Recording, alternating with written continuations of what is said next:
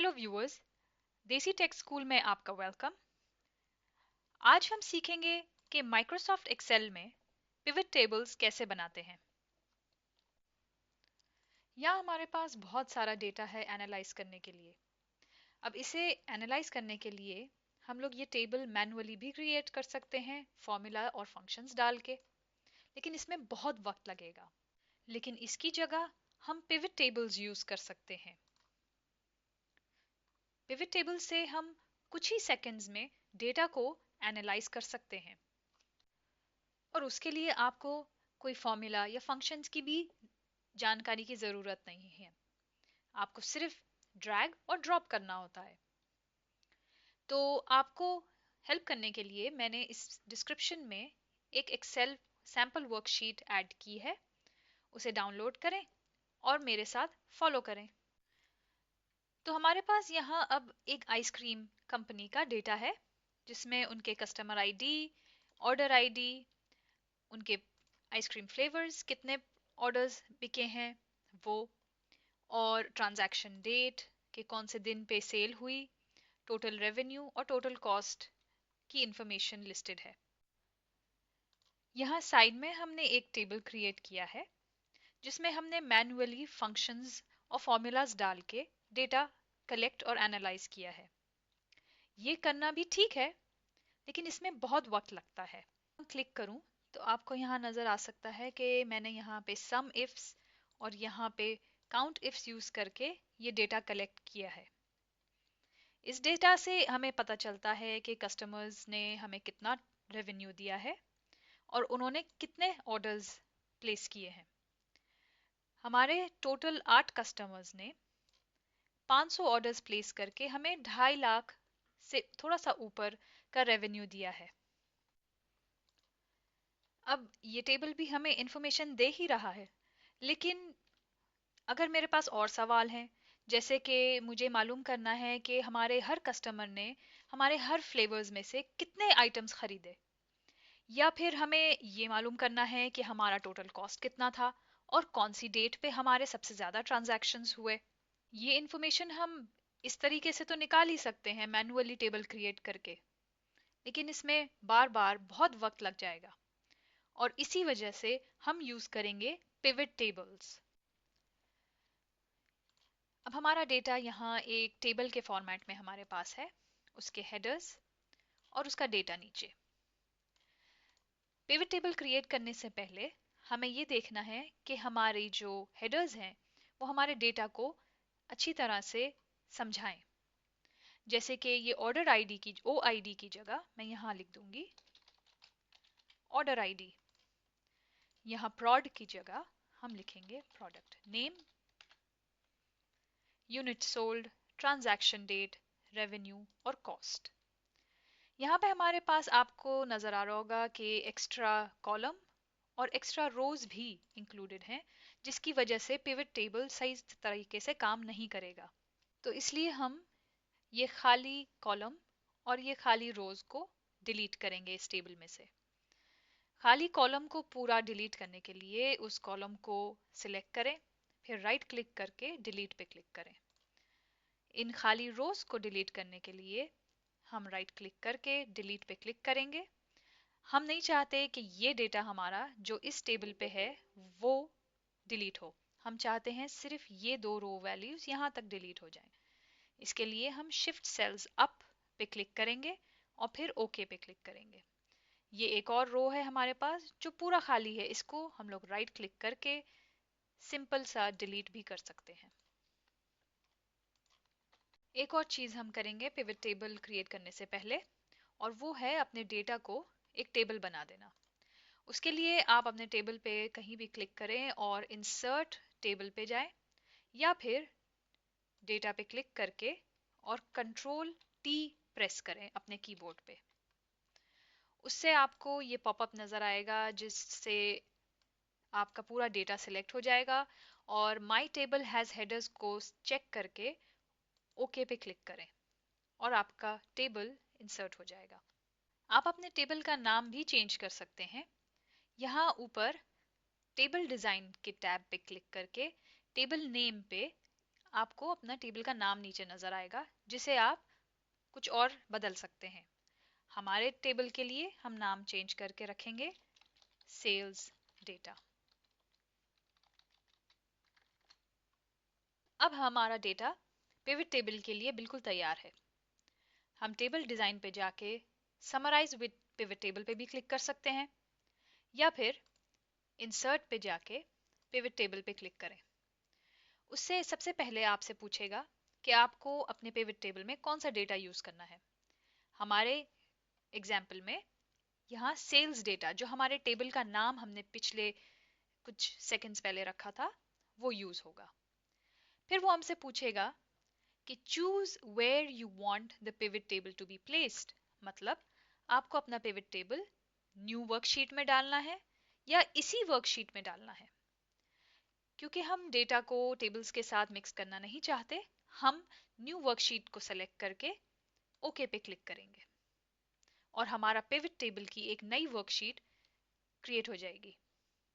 हमारी इस pivot table की शीट पर जब हम यहाँ क्लिक करेंगे तो आपको ये एक राइट साइड पे एक पेन खुलेगा जिसमें यहाँ बहुत सारे फील्ड्स नजर आ रहे होंगे। अगर आप इसको देखेंगे तो ये वही फील्ड्स हैं जो हमारे डेटा में ऊपर टॉप पे यहाँ पे क्रिएटेड है। इसको यूज करके हम डेटा को एनालाइज कर सकते हैं इन वैल्यूज को सिर्फ ड्रैग एंड ड्रॉप करके। पिवट टेबल्स में इन वैल्यूज को हम फील्ड्स कहते हैं। फील्ड्स। अब हम चाहते हैं कि हम इस टेबल को, जो हमने फंक्शंस और फॉर्मूलाज डाल के मैनुअली बनाया था, उसे हम पिवट टेबल में क्रिएट करें। तो हमें चाहिए कस्टमर आईडी, टोटल रेवेन्यू और कितने ऑर्डर्स हर कस्टमर ने क्रिएट किए हैं। उसके लिए हम जाएंगे अपने पिवट टेबल वाली शीट पे और कस्टमर आईडी को हम रो पे लेकर आएंगे क्योंकि हमारा यहाँ पे वैल्यूज रो पे हैं। अब हम चाहते हैं कि हमारा टोटल रेवेन्यू हर कस्टमर के हिसाब से हमें मिले। उसके लिए हम रेवेन्यू पे क्लिक करेंगे और उसे भी यहाँ राइट पे रो के नीचे लेकर आएंगे।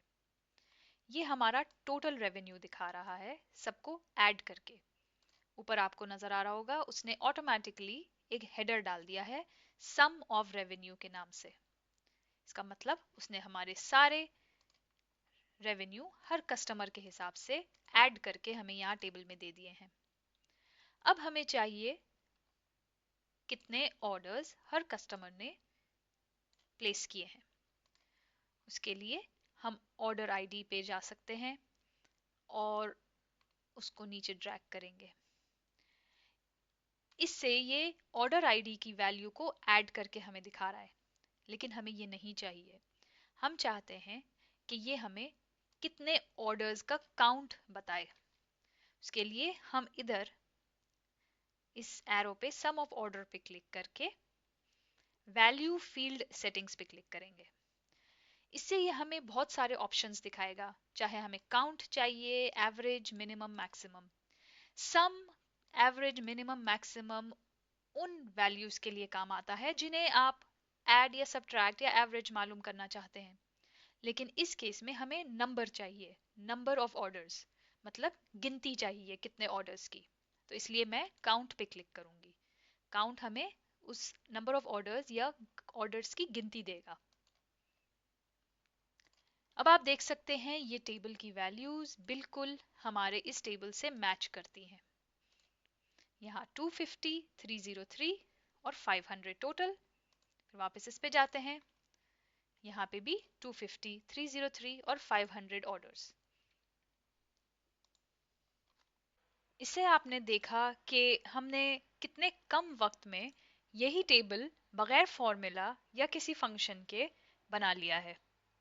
हमें सिर्फ वैल्यूज को या फील्ड्स को, जो हमारे टेबल के हेडर्स हैं, उन्हें ड्रैग एंड ड्रॉप करके नीचे रोज और वैल्यूज के अंदर सही तरीके से एडजस्ट करना आना चाहिए और हमारे टेबल्स और हमारा डेटा एनालिसिस चंद ही सेकंड में बन जाएगा। अगर आपको किसी वैल्यूज के सम या एवरेज या उसके अंदर किसी टाइप की कैलकुलेशन करनी है तो फिर आप अपनी फील्ड्स को इस वैल्यूज के बॉक्स में ड्रॉप करेंगे। जैसे कि हमने अपने एग्जाम्पल में देखा कि हमें रेवेन्यू का सम चाहिए था, इसीलिए हमने रेवेन्यू फील्ड को इस बॉक्स में ड्रॉप किया जो इसमें सम का साइन बना हुआ है और वैल्यूज लिखा हुआ है। उसी तरह हमें ऑर्डर नंबर का काउंट चाहिए था, मतलब हम चाहते थे इस पे एक कैलकुलेशन हो, हमें गिनती करके ये हमें बताए कि हर कस्टमर ने कितने ऑर्डर्स डाले हैं। इसीलिए हमने अपने ऑर्डर आईडी की वैल्यू को इस वैल्यूज के बॉक्स में डाला ताकि वो हमें गिनती करके ऑर्डर्स की हमें वो इंफॉर्मेशन अपने टेबल में दे सके। अब इस टेबल को फॉर्मेट भी हम कर सकते हैं। इसे फॉर्मेट करने के लिए हम अपनी वैल्यूज को सेलेक्ट करेंगे, फिर राइट क्लिक करके फॉर्मेट सेल्स पे क्लिक करेंगे।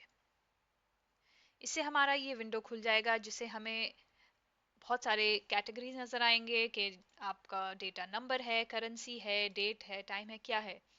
तो हमारे एग्जाम्पल में हमारा डेटा करेंसी है तो हम करेंसी को सिलेक्ट करेंगे। डेसिमल प्लेसेस हमें इंक्रीज करनी है या हमें इसको रिमूव करना है तो हम उसी हिसाब से यहाँ पे नंबर्स डालेंगे। तो हम इस वक्त इस एग्जाम्पल के लिए डेसिमल प्लेसेस को 0 कर देते हैं और अपनी करेंसी का सिंबल्स यहाँ इस लिस्ट में से सिलेक्ट करते हैं। यहाँ पे बहुत सारे सिंबल्स हैं और उसके जो सिंबल्स अवेलेबल नहीं है उनके शॉर्ट अब्रीविएशंस भी अवेलेबल हैं यहाँ पे। अपने एग्जाम्पल के लिए हम डॉलर वैल्यू को सिलेक्ट करके और ओके पे क्लिक करेंगे तो आपको दिखाई देगा कि हमने यहाँ हमारी सारी वैल्यूज में डॉलर साइन इंक्लूड हो गया है। पिवट टेबल्स इस्तेमाल करना बहुत ही आसान है। तो अगर अब हमारे एग्जाम्पल में हमें ऑर्डर आईडी का काउंट नहीं चाहिए, हमें कुछ और इंफॉर्मेशन चाहिए, जैसे कि हमारा टोटल कॉस्ट कितना है, तो उसके लिए हम अपना ऑर्डर आईडी का काउंट जो यहाँ इस टेबल में इंक्लूडेड है इस पे हम क्लिक करेंगे तो हमारे पास ये एक मेन्यू खुलेगा। इसमें ये ऑप्शन है जिसे कहते हैं रिमूव फील्ड। इस पे क्लिक करेंगे तो ये काउंट ऑफ ऑर्डर्स हमारे टेबल से निकल गया। अब हमें टोटल कॉस्ट पता करना है तो यहाँ पे कॉस्ट का हेडर हमारे फील्ड्स की लिस्ट में नजर आ रहा है। इसे हम क्लिक करके नीचे ड्रैग करेंगे। इससे हमारा टोटल कॉस्ट हमारे टेबल में ऐड हो गया है। फिर से हमें इसको डॉलर वैल्यू बनाना है तो राइट क्लिक करके फॉर्मेट सेल्स पे जाओ और फिर करेंसी पे क्लिक करके हम अपनी डॉलर वैल्यू या जो भी हमारा सिंबल है उसे सेलेक्ट करके ओके पे क्लिक करते हैं। ये डेसिमल वैल्यूज के साथ ही मैंने इंक्लूड किया है एग्जाम्पल दिखाने के लिए। तो अब हमारे एग्जाम्पल में हमें कॉस्ट निकालना है, हमें सिर्फ अपना रेवेन्यू और अपने कस्टमर्स की आईडी देखनी है। तो उसके लिए हम वापस सम ऑफ कॉस्ट पे क्लिक करके रिमूव फील्ड भी कर सकते हैं या फिर हम इस फील्ड को ड्रैग करके यहाँ बाहर लेकर आएंगे जहाँ पे ये एक क्रॉस बन जाएगा, एक एक्स बन जाएगा। जैसे ही हम उसको बाहर लेकर आएंगे वो हमारे टेबल में से हट जाएगा। अब लेट्स से हमें सिर्फ टोटल रेवेन्यू देखना है तो हम कस्टमर की वैल्यू को ड्रैग करके बाहर लेकर आएंगे और उसे ड्रॉप करेंगे तो उससे हमें हमारा टोटल रेवेन्यू ही सिर्फ नजर आएगा। अब हमें वापस अपना कस्टमर आईडी डालना है तो हम अपनी फील्ड्स की लिस्ट में यहाँ जाएंगे ऊपर टॉप पे और कस्टमर आईडी को ड्रैग करके नीचे रोज पे ले आएंगे। उससे हमारा टेबल वापस वैसे ही हो जाएगा जैसे पहले था। तो आपको दिखाई दे रहा होगा कि पिवट टेबल्स इस्तेमाल करना कितना इजी है। सिर्फ यहाँ से ड्रैग एंड ड्रॉप करके नीचे लेकर आएं और फिर अगर निकालना है तो यहाँ से ड्रैग करके यहाँ लेकर आएं और वो आपके टेबल में से निकल जाता है। अब अपने एग्जाम्पल हम लोग आगे बढ़ाते हैं तो हम वापस अपने कस्टमर आईडी को अपने एग्जाम्पल में वापस अपने टेबल पे लेकर आते हैं। अपने रेवेन्यू की वैल्यूज को राइट क्लिक करके फिर से डॉलर वैल्यू में चेंज करते हैं और यहाँ पे हम डेसिमल को 0 करके ओके पे क्लिक करते हैं। अब हम चाहते हैं कि हमारा रेवेन्यू सॉर्ट हो इंक्रीजिंग टू डिक्रीजिंग ऑर्डर में। अभी हमारे टेबल को उन्होंने कस्टमर वैल्यू या कस्टमर आईडी के इंक्रीजिंग ऑर्डर में सॉर्ट किया हुआ है। तो इसे चेंज करने के लिए या इस टेबल को रेवेन्यू के ऑर्डर में सॉर्ट करने के लिए हम रेवेन्यू को सिलेक्ट करके यहाँ अपने सॉर्ट एंड फिल्टर के बटन पे क्लिक करेंगे। जैसे ही हम उस पर क्लिक करेंगे हमारे पास लिस्ट में दो ऑप्शन आते हैं, सॉर्ट स्मॉलेस्ट टू लार्जेस्ट या सॉर्ट लार्जेस्ट टू स्मॉलेस्ट। हम चाहते हैं स्मॉलेस्ट टू लार्जेस्ट पे सॉर्ट हो, इसलिए हम पहले वाला ऑप्शन सेलेक्ट करेंगे और इससे आपको दिखाई दे रहा होगा कि अब हमारा table smallest to largest of revenue के हिसाब से सॉर्ट हो गया है। इसको थोड़ा सा जूम इन करके अब मैं क्लिक करती हूँ, जैसे कि ये 12 पे, इस पे मैं कंट्रोल एक्स दबा के इसको कट करके यहाँ नीचे पेस्ट करती हूँ। तो ये वैल्यू यहाँ पेस्ट तो हो गई, साथ में इसके रेवेन्यू जो ऊपर था वो भी नीचे पेस्ट हो गया। तो आप किसी भी ऑर्डर में चाहें अपने रोज को एडजस्ट कर सकते हैं, ऊपर नीचे अपने हिसाब से ला सकते हैं। हम अपने डेटा को फिल्टर भी कर सकते हैं कि जैसे हमारे एग्जाम्पल में हमारे पास यहाँ कस्टमर आईडीज हैं, हमें सिर्फ कस्टमर नंबर 11 और कस्टमर नंबर 14 का रेवेन्यू देखना है। उसके लिए एक रो लेबल्स के साइड में यहाँ पे एक छोटा सा एक एरो है जिस पे हम क्लिक करेंगे तो हमारे सारे कस्टमर आईडीज हमें यहाँ लिस्ट में नजर आएंगे। हमें अगर रो नंबर 11 या कस्टमर आईडी नंबर 11 और 14 को सिलेक्ट करना है तो सबसे पहले हम बाकी सारों को डीसिलेक्ट करेंगे। इसका मतलब हम सिलेक्ट ऑल पे जो चेक मार्क है उसे हटा देंगे, उससे हमारे सारे कस्टमर आईडीज वैल्यूज भी अनसेलेक्ट हो जाएंगे। फिर हम लोग कस्टमर नंबर 11 और कस्टमर नंबर 14 को सिलेक्ट या चेक करके और फिर ओके पे क्लिक करेंगे। अब हमारा टेबल सिर्फ कस्टमर नंबर 11 और 14 का टोटल सम वैल्यू हमें दिखा रहा है। अब चलिए हम वापस अपने टेबल को अपने पुराने फॉर्मेट में लाने के लिए सारे वैल्यूज को फिर से अपने टेबल में लेकर आते हैं। तो हम उसके लिए सिलेक्ट ऑल पे क्लिक करेंगे और फिर ओके पे। अब हमारे सारे कस्टमर्स का टोटल सम रेवेन्यू आ रहा है। अब हम फिल्टरिंग को समझेंगे। हम इस डेटा को और भी फिल्टर कर सकते हैं। अब हम अपने डेटा से ये जानना चाहते हैं कि हर कस्टमर ने हमें वनीला फ्लेवर्ड कुकीज से कितना रेवेन्यू दिया। उसके लिए हम सबसे पहले अपने फील्ड्स की बॉक्स में जाएंगे और वहां पे हम लोग प्रोडक्ट नेम को नीचे फिल्टर्स पे ड्रैग करेंगे। जैसे ही हम इसको नीचे ड्रैग करके लेकर आते हैं आपको नजर आएगा कि यहाँ पे एक नई फील्ड, एक नया बॉक्स टेबल के बिल्कुल ऊपर आ जाता है। इस पे लिखा हुआ है प्रोडक्ट नेम और इसके बराबर में लिखा हुआ है ऑल। इस ऑल के एरो पे अगर हम क्लिक करेंगे तो यहाँ पे हमें ये सारे फ्लेवर्स दिखा रहा है जो हमारे प्रोडक्ट नेम में है। हम चाहते हैं कि हम सिर्फ वनीला फ्लेवर को फिल्टर करें, तो हम वनीला पे क्लिक करेंगे और फिर ओके पे क्लिक करेंगे। ओके पे क्लिक करते ही आपको नजर आएगा कि यहाँ प्रोडक्ट नेम के बराबर में अब ऑल की जगह वनीला दिखा रहा है और यहाँ रेवेन्यू की वैल्यूज भी चेंज हो गई हैं, कम हो गई हैं, अपडेट हो गई हैं, सिर्फ वनीला के रेवेन्यू के हिसाब से दिखाने के लिए। है ना ये बहुत इजी। हम इस फिल्टर को निकाल भी सकते हैं। उसके लिए हम यहाँ अपने पिवट टेबल फील्ड्स के नीचे जो हमने फिल्टर ऐड किया था प्रोडक्ट नेम, उसे क्लिक करके बाहर लाके छोड़ दें तो हमारा फिल्टर भी निकल जाएगा और हमारे टेबल में से जो वैल्यूज चेंज हुई थी वो वापस अपनी टोटल वैल्यू में जो सारे फ्लेवर्स को इंक्लूड करके दिखाई देगा।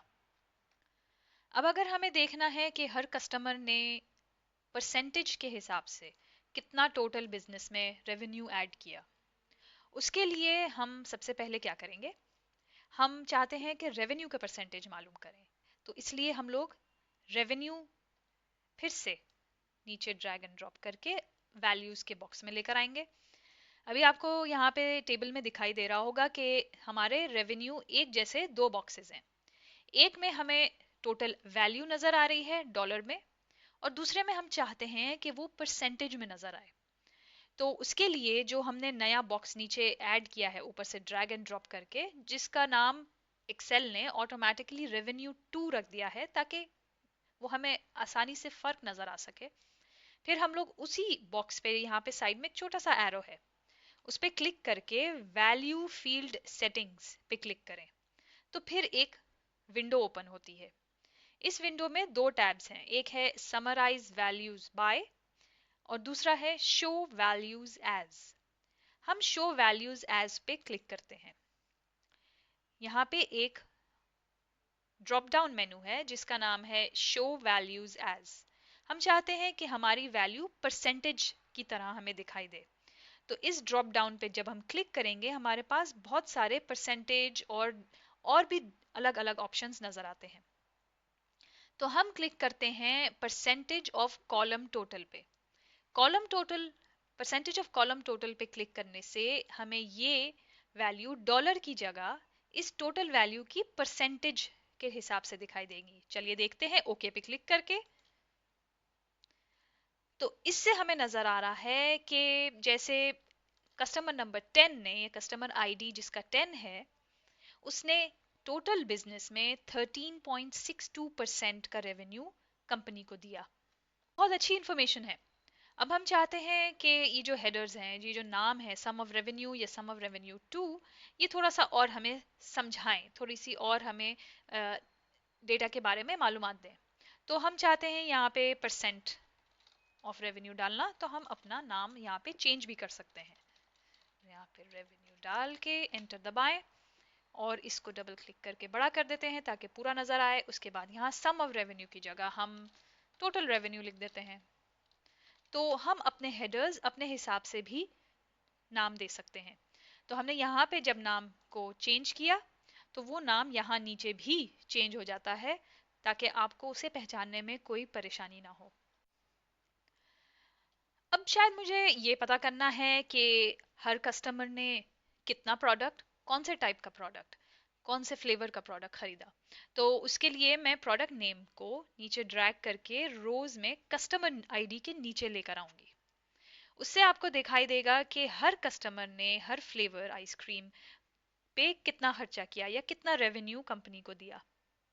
हम चाहे तो इसके ऑर्डर को चेंज भी कर सकते हैं। अगर हम प्रोडक्ट नेम को ऊपर कस्टमर आईडी के ऊपर ले आए तो यहाँ पे हमें ये पता चलेगा कि हर फ्लेवर के लिए हर कस्टमर ने कितना रेवेन्यू हमें दिया। आप किसी भी ऑर्डर में इसे अपने हिसाब से ऊपर नीचे करके अपना टेबल बना सकते हैं। हम अब अपने टेबल में ये देखना चाहते हैं जैसे कि ये परसेंटेज वैल्यू निकाल दें। तो हम यहाँ परसेंट ऑफ रेवेन्यू की वैल्यू पे क्लिक करके ड्रैग करके उसे बाहर लाएंगे और उसे निकाल देंगे। अब हम चाहें तो अपने फ्लेवर्स को, जो हमारे आइसक्रीम फ्लेवर्स हैं जिसका नाम प्रोडक्ट नेम है, उसे कॉलम में भी कन्वर्ट कर सकते हैं। तो उसके लिए हम प्रोडक्ट नेम पे क्लिक करके और उसे कॉलम में ड्रैग कर देंगे। अब हमारे सारे फ्लेवर्स कॉलम में आ रहे हैं। अगर आप गौर से देखें तो जो हमारा पिवट टेबल फील्ड्स का ये एरिया राइट पे नीचे है दिखा रहा है, जिस ऑर्डर में चीजें, जिस ऑर्डर में फील्ड्स दिखा रहा है, उसी ऑर्डर में हमारा टेबल भी वही चीजें दिखा रहा है। जैसे कि हमारा कस्टमर आईडी जो है वो रोज के नीचे है, तो यहाँ पे हमारे सारे कस्टमर आईडी रोज के नीचे हैं। हमारा कॉलम्स जो हैं वो प्रोडक्ट नेम है, तो यहाँ पे हमारे सारे कॉलम्स प्रोडक्ट नेम है। और जो वैल्यूज है वो टोटल रेवेन्यू है। तो आपको जो भी यहाँ वैल्यूज नजर आ रही हैं वो इन सारे प्रोडक्ट्स की टोटल रेवेन्यू की वैल्यूज हैं। यहाँ पे हम अपने टेबल की फॉर्मेटिंग स्टाइल सिलेक्ट कर सकते हैं। इस लिस्ट पे इस एरो पे क्लिक करके हमें यहाँ अलग अलग स्टाइल नजर आ सकते हैं। जब हम अपना पॉइंटर इसके ऊपर लेकर आएंगे तो हमें वो पीछे एक सैंपल सा दे देगा, जिससे हमें अपने टेबल का डिजाइन का एक अंदाजा हो जाएगा कि हमें ये सेलेक्ट करना है या कोई और डिजाइन सेलेक्ट करना है। तो जैसे कि मैंने ये ग्रीन वाला सेलेक्ट किया तो हमारा डिजाइन ऐसे चेंज हो गया। यहाँ पे और भी ऑप्शंस हैं, जैसे सब टोटल्स के नीचे डू नॉट शो सब टोटल्स, शो ऑल सब totals at bottom of group, या शो ऑल सब totals eight top of group. हमारे टेबल में सब टोटल्स नहीं है तो यहाँ पे ऑप्शन है ग्रैंड टोटल्स का। अगर हम इस पे ऑफ पे क्लिक कर देंगे तो हमारे यहाँ पे टोटल्स का जो रो और कॉलम है वो गायब हो जाता है। फिर हम लोग अपने टेबल पे क्लिक करके डिजाइन टैब पे जाके उसको ऑन भी कर सकते हैं कि ऑन फॉर रोज ओनली। अगर रोज पे क्लिक करेंगे तो वो सिर्फ सारे रोज के सब टोटल्स दिखा देगा, ग्रैंड टोटल्स। और अगर हम on for row and columns पे कर देंगे तो वो हमारा नीचे वाला रो जिसपे सारे कॉलम के सब टोटल्स हैं, या सॉरी ग्रैंड टोटल्स हैं, वो भी ऐड हो जाएंगे। और भी यहाँ पे दो ऑप्शंस हैं जिसमें बैंडेड रोज, अगर मैं उस पर क्लिक करती हूँ तो यहाँ रोज के अंदर लाइंस आ जाती हैं जिससे उसे रीड करना आसान हो जाता है।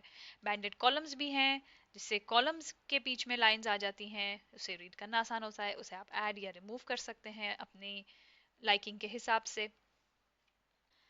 अब हम इसमें इस टेबल को यूज करके चार्ट्स भी क्रिएट कर सकते हैं।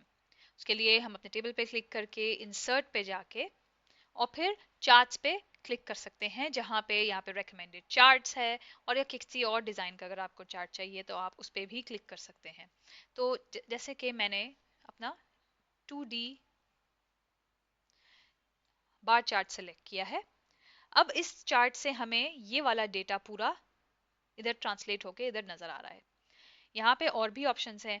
मुझे जैसे कि प्रोडक्ट नेम नहीं देखना, मुझे सिर्फ कस्टमर आईडी और टोटल रेवेन्यू देखना है, तो मैं यहाँ से प्रोडक्ट नेम निकाल के बाहर निकाल दूंगी, तो मेरा चार्ट उसी के हिसाब से अपडेट हो जाएगा। हर कस्टमर का कितना रेवेन्यू कंपनी को मिला है। इसी चार्ट में हमारे पास यहाँ नीचे कस्टमर आईडी के बराबर में एक एरो है जिससे हम डेटा फिल्टर भी कर सकते हैं। तो इस पे मैंने अनचेक किया सिलेक्ट ऑल को, और उसके बाद मुझे जैसे कस्टमर आईडी 13 और कस्टमर आईडी 12 को उनका डेटा देखना है, उनका रेवेन्यू देखना है इस चार्ट पे, तो मैं उस पर क्लिक करके टोटल पे ओके करूंगी। तो हमारा टेबल भी अपडेट हो जाता है और साथ में चार्ट भी अपडेट हो जाता है। हम अपने डेटा को और भी एनालाइज कर सकते हैं। यहाँ एक ऑप्शन है इंसर्ट स्लाइसर, जो पिवट चार्ट एनालाइज टैब के नीचे होता है। उस पर क्लिक करते हैं तो इसे यूज करके हम ये जान सकते हैं, फॉर एग्जाम्पल कि मैं प्रोडक्ट नेम पे सिलेक्ट करती हूँ। जब मैं प्रोडक्ट नेम पे सिलेक्ट करके ओके क्लिक करती हूँ तो यहाँ पे एक स्लाइसर ऐड हो जाता है। इसे स्लाइसर कहते हैं, प्रोडक्ट नेम का स्लाइसर। जब मैं इस प्रोडक्ट नेम के स्लाइसर के किसी भी ऑप्शन पे क्लिक करूंगी, वो सारा डेटा हमारे चार्ट और हमारे टेबल के अंदर अपडेट हो जाएगा। तो जैसे कि मैंने चॉकलेट पे क्लिक किया, ये डेटा दोनों जगहों पे टेबल और चार्ट में अब हमारे कस्टमर आईडी के वैल्यूज के हिसाब से अपडेट हो गया। तो ये चार्ट या ये टेबल हमें ये दिखा रहा है कि कस्टमर आईडी 13 और कस्टमर आईडी 12 ने चॉकलेट चिप या सिर्फ चॉकलेट फ्लेवर आइसक्रीम पर कितना कंपनी को रेवेन्यू दिया। अगर हम और भी इस लिस्ट में से आइटम्स को सिलेक्ट करना चाहते हैं तो हम अपनी कीबोर्ड पे कंट्रोल की को दबा के और फिर उस आइटम को सिलेक्ट कर सकते हैं। जैसे ही मैंने इसको सिलेक्ट किया तो हमारा चार्ट भी अपडेट हो गया और हमारा टेबल भी। यहाँ पे एक और ऑप्शन है पिवट चार्ट एनालाइज के नीचे, जिसमें हम इंसर्ट टाइमलाइन कर सकते हैं। टाइमलाइन इंसर्ट करने के लिए वो हमें वही ऑप्शन देगा जिसमें डेट या टाइम होती है। तो हमारे डेटा में ट्रांजैक्शन डेट में ही टाइमलाइन की या तो डेट या टाइम अवेलेबल है, तो हम उस ट्रांजैक्शन डेट के बॉक्स को सिलेक्ट करके या चेक करके और ओके पे क्लिक करेंगे। तो जैसे ही हम ओके पे क्लिक करते हैं, हमें यहाँ ये ट्रांजैक्शन डेट का एक टाइमलाइन ऐड हो जाता है जिसे हम अपडेट कर सकते हैं अपनी एनालिसिस के हिसाब से। तो जैसे कि हमें देखना है सारे कस्टमर्स ने कितना रेवेन्यू कंपनी को दिया। अब इस चार्ट को देखकर हम ये एनालाइज कर रहे हैं इस सिलेक्शंस के हिसाब से कि सारे कस्टमर्स ने चॉकलेट और स्ट्रॉबेरी फ्लेवर्ड आइसक्रीम से कितना कंपनी को रेवेन्यू दिया नवंबर और दिसंबर 2023 में। उसके बाद अगर आपको अपने सारे ओरिजिनल वैल्यूज, अपनी सारे डेटा की सारी वैल्यूज को सिलेक्ट करना है तो यहाँ पे फिल्टर के नीचे क्रॉस मार्क है, उस बटन पे क्लिक करें तो ये सारे डेट्स को सिलेक्ट कर देगा, उस फिल्टर को इसमें से निकाल देगा। उसी तरह से हम यहाँ पे इस पे क्लिक करेंगे और यहाँ फिर से इस पे क्लिक करके तो आपको ये दिखाई देगा कि ये सारे टाइमलाइन पे सारे डेट्स सिलेक्ट हो गए और ये सारे प्रोडक्ट नेम में सारे फ्लेवर्स भी सिलेक्ट हो गए। ये एक बहुत अच्छा व्यू है। इससे हम अपना टेबल, टाइमलाइन और उसे फिल्टर करने के लिए स्लाइसर और साथ में चार्ट और टेबल सब कुछ एक साथ देख सकते हैं। अब हम चाहते हैं कि हमारा ये वाला टेबल अपडेट ना हो या इसकी कोई भी चेंजेस जो हम इस स्लाइसर पे करते हैं वो इस टेबल को अफेक्ट ना करे। तो हम लोग इसे कॉपी करके और नीचे पेस्ट करते हैं। हम ये नहीं चाहते कि हमारी कोई भी चेंजेस हमारे टेबल पे जो इधर आए वो इस टेबल, इस चार्ट्स या इस स्लाइसर या इस डेट को अफेक्ट करें। इसलिए हम थोड़ी सी चेंजेस अपने इस टेबल पे करेंगे। इस टेबल पे हम चाहते हैं कि हम टोटल प्रॉफिट कैलकुलेट करें। अब आपको ऑलरेडी पता है कि हमारे टेबल में प्रॉफिट वैल्यू नहीं होती, नहीं है हमारे डेटा में प्रॉफिट वैल्यू की कोई कॉलम नहीं है। प्रॉफिट का हमें जो कैलकुलेशन करना है उसके लिए हमें रेवेन्यू माइनस कॉस्ट करना पड़ेगा। तो उसके लिए हम सबसे पहले जाएंगे पिवट टेबल एनालाइज पे। यहाँ पे ऑप्शन है फील्ड्स, आइटम्स एंड सेट्स, उस पर क्लिक करें। तो यहाँ पे सबसे पहला ऑप्शन आता है कैलकुलेटेड फील्ड, उस पर क्लिक करें। तो यहाँ पे एक ये विंडो ओपन होती है जिससे हम एक नया फील्ड यहाँ पे ऐड कर सकते हैं। अपने अपने जो डेटा है हमारा उसके अंदर वो फील्ड नहीं है, हम उस फील्ड को अपने रॉ डेटा से, जो हमारा डेटा इधर इस शीट 1 में है, उसे उन फील्ड्स को यूज करके कैलकुलेट कर रहे हैं। तो हम चाहते हैं कि हम टोटल प्रॉफिट कैलकुलेट करें, तो हम यहाँ पे डालेंगे टोटल प्रॉफिट। और प्रॉफिट कैसे कैलकुलेट करते हैं, उसे कैलकुलेट करने के लिए हम करते हैं रेवेन्यू। तो उस पर क्लिक करेंगे, डबल क्लिक, उसके बाद माइनस साइन, उसके बाद डबल क्लिक कॉस्ट और फिर ओके पे क्लिक करेंगे। ओके पे क्लिक करते ही यहाँ पे टोटल प्रॉफिट नाम की फील्ड ऐड हो जाती है और यहाँ हमें वो दिखा रहा है कि टोटल प्रॉफिट कितना हुआ है हर कस्टमर के हिसाब से।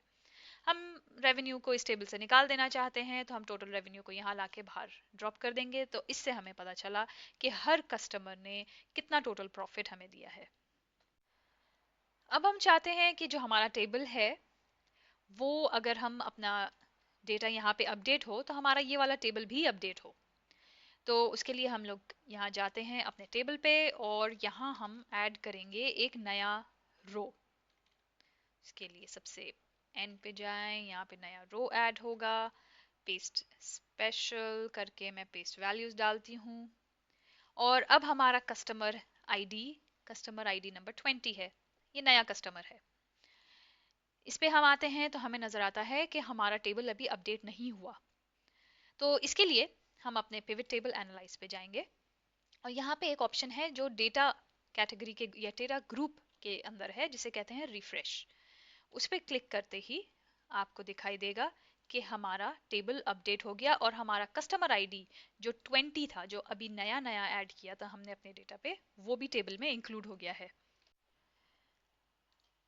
अब ये इसलिए हुआ है क्योंकि हमने शुरू में अपना डेटा एक टेबल बना दिया था। अगर हम उसे टेबल नहीं बनाते तो फिर हमें ये पूरा प्रोसेस करना पड़ता कि पहले जाके पिवट टेबल क्रिएट करने के लिए हम अपने डेटा पे जाते, उस पर फिर इंसर्ट पिवट टेबल करते, फिर उसके बाद अपने डेटा रेंज को सेल्स डेटा की जगह हमें फिर से वही पूरा डेटा सेलेक्ट करना पड़ता और फिर नया पिवट टेबल क्रिएट करना पड़ता। लेकिन हमने क्योंकि उस डेटा को टेबल बना दिया, अब हम सिर्फ पिवट टेबल एनालाइज पे जाएंगे, अपने टेबल को सेलेक्ट, टेबल पे क्लिक करके पिवट टेबल एनालाइज पे जाके और रिफ्रेश पे क्लिक करेंगे, हमारा सारा डेटा, हमारे हमारे सारे टेबल्स, पिवट टेबल्स हमारे डेटा के हिसाब से अपडेट हो जाएंगे। पिवट टेबल्स यूज करने का ये एक बहुत बड़ा फायदा है कि हमारा जो ओरिजिनल डेटा होता है वो बिल्कुल भी चेंज या अफेक्ट नहीं होता। मतलब उसमें कोई बदलाव नहीं आता अगर हम कोई भी पिवट टेबल बनाते हैं। तो मैं इस पिवट टेबल पे जाकर इसे पूरी तरह से डिलीट भी कर सकती हूँ, लेकिन हमारा जो पुराना टेबल है या पुराना पिवट टेबल क्रिएट किया है उसे भी चाहे आप डिलीट कर दें पूरी तरह से और अपने ओरिजिनल डेटा पे जाएं, वो वैसे का वैसे ही ओरिजिनल, बिल्कुल भी उसे अफेक्ट नहीं हुआ होगा। तो अभी के एग्जाम्पल में हमने सारा पिवट टेबल खुद ही क्रिएट किया है, सब डेटा को एनालाइज किया है। लेकिन हमारे पास एक्सेल में एक और ऑप्शन है जिसमें आप अपने डेटा पे क्लिक करके इंसर्ट और रेकमेंडेड पिवट टेबल पे भी जा सकते हैं। जैसे ही आप उसे क्लिक करते हैं वो आपके डेटा को सिलेक्ट करके आपको और बहुत सारे पिवट टेबल्स के सजेशन देता है। वो आप उस सजेशन का मतलब यह है कि आप इस लिस्ट में से अगर आपको कोई डेटा पसंद आ रहा है तो आप उसे पिक करके अपने अपने फाइल में इंक्लूड कर सकते हैं। तो जैसे कि एग्जांपल ये है, sum of revenue by product name, कितने प्रोडक्ट्स ने कितना रेवेन्यू दिया, ये उसका टेबल है। Sum of cost by product name, कितने कौन से प्रोडक्ट ने कितना हमें कॉस्ट, हमारे कॉस्ट बना उसका। और यहाँ पे बहुत सारे और भी ऑप्शंस हैं जिसे हम अगर हमें पसंद आए तो हम उसे सिलेक्ट कर सकते हैं। दूसरा ऑप्शन ये है कि यहाँ पे एक होम पे एक एनालाइज डेटा का बटन है। इस पे क्लिक करते ही हमारे पास अलग अलग किस्म की डेटा एनालिसिस आता है। जैसे कि यहाँ पे एक पिवट टेबल आया है, cost by customer ID and product name. वो हमें चार्ट्स के ऑप्शन भी देता है। तो अगर आपको कोई पसंद आ रहा है, कोई चार्ट, कोई पिवट डेटा, पिवट टेबल, तो आप उस पे इंसर्ट पे क्लिक कर सकते हैं। यहाँ पे इंसर्ट पिवट टेबल है, यहाँ पे इंसर्ट चार्ट है। जैसे ही आप इस पे क्लिक करेंगे वो एक नई शीट में आपके लिए ऐड हो जाएगा डेटा। एक और मजेदार सी फीचर बहुत जबरदस्त जो आपको यहाँ पे काम आएगी वो है एनालाइज डेटा के नीचे जिसे ask a question about your data. इसमें आप अपने डेटा के बारे में कोई भी सवाल पूछ सकते हैं। जैसे यहाँ पे ऑप्शन दिए गए हैं, product name with total cost higher than 36,000, या percentage distribution of product name, या top 3 product name by total cost. अगर मैंने इस पे क्लिक किया तो ये मुझे एक पिवट टेबल ही दे रहा है। इसमें हमें 3 प्रोडक्ट के नाम के बराबर में उसका टोटल कॉस्ट भी दिखाई दे रहा है। अगर मैं इस पे क्लिक करूंगी इंसर्ट पिवट टेबल, तो ये नई शीट में उस टेबल को ऐड करके हमें दे देगा। उस टेबल पे क्लिक करते ही हमें हमारे ये फील्ड्स भी एक्टिवेट हो जाएंगे। तो इसे हम ड्रैग एंड ड्रॉप कर सकते हैं, यहाँ पे ट्रांजैक्शन डेट को फिल्टर कर सकते हैं या टोटल रेवेन्यू को भी ऐड कर सकते हैं अपने टेबल के कॉलम में। तो ये हमारे ट्यूटोरियल पिवट टेबल्स का एक एंड था, और इससे हमें पता चला कि पिवट टेबल्स इस्तेमाल करना कितना आसान और कितना क्विक है। इससे आप कितनी जल्दी अपने टेबल्स क्रिएट कर सकते हैं, अपने डेटा को एनालाइज कर सकते हैं। अगर आपको और भी एक्सेल के बारे में मालूम करना है तो मेरा एक्सेल बिगनर्स 1 कोर्स ज़रूर देखें। उसमें हमने पिवट टेबल्स के साथ साथ और भी बहुत सारे टॉपिक्स एक्सप्लेन किए हैं। उस कोर्स या उस ट्यूटोरियल के एंड तक आपको एक्सेल के बिल्कुल बेसिक्स पता चल जाएंगे। अगर आपको और भी वीडियोस ऑफिस 365 के बारे में देखने हैं तो सब्सक्राइब ज़रूर करें, और मिलते हैं आपसे नेक्स्ट वीडियो में। Bye bye.